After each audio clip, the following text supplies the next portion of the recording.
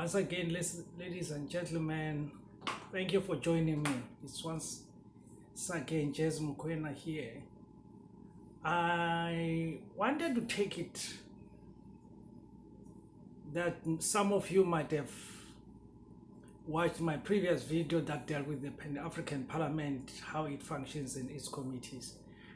Just the brief presentation of that is in the previous video. You can just check the previous video that I made around the Pan-African Parliament. But today I just want to deal with the situation that happened on the 31st of May 2021 and the subsequent meetings of the Pan-African Parliament to look at the issue that was raised. The main issue that was raised on that day was the election of the president of the Pan-African Parliament and the Bureau. The South African delegation had people such as the Honorable Julius Malema and the Honorable Phemisa Jordina, who's also the chief whip of the majority party. And Mr. Malema is the head or the president of the Economic Freedom Fighters, which is an opposition party in South Africa. Now, what the delegation of the Southern African region was raising was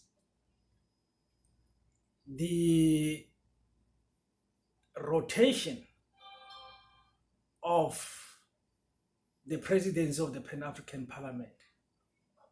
I know that the president of the Pan-African Parliament, while I attended, was a woman from Tanzania. Mongela was the last name.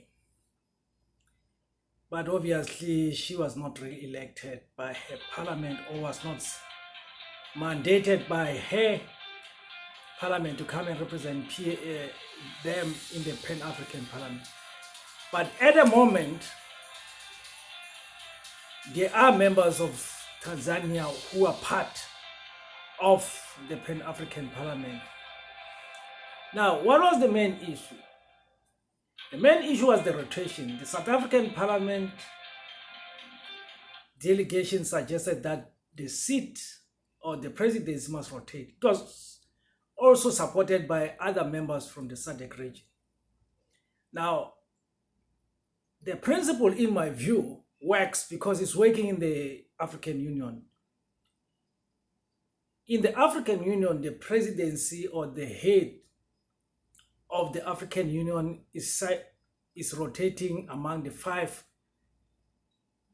regions of Africa, which is the Central African region, the West African region, the North African region, the East African region, and the Southern African region.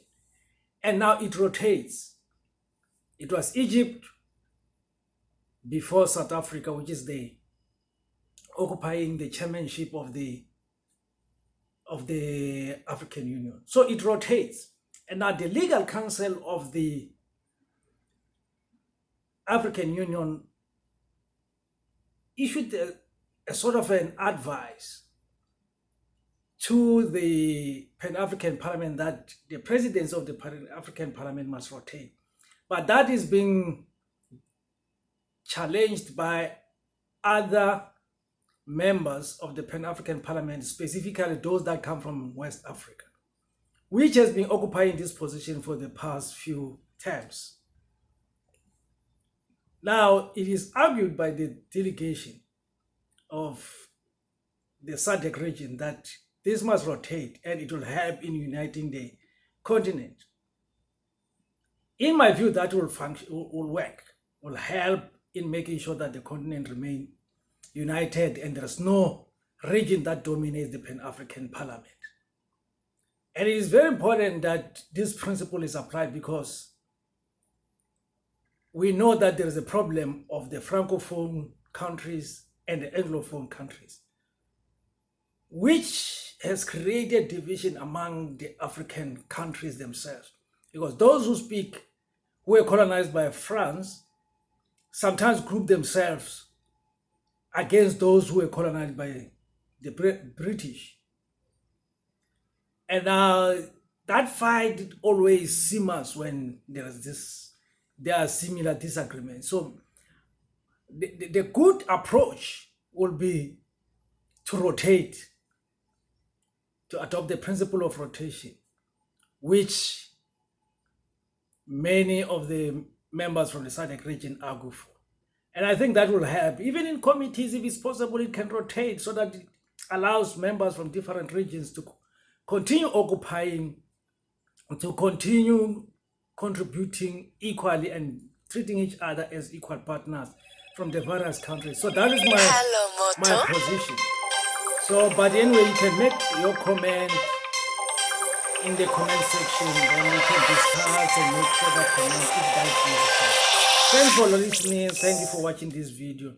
And I hope that this was just a brief contribution to the discussions that are taking place in Africa and in the Pan-African Parliament.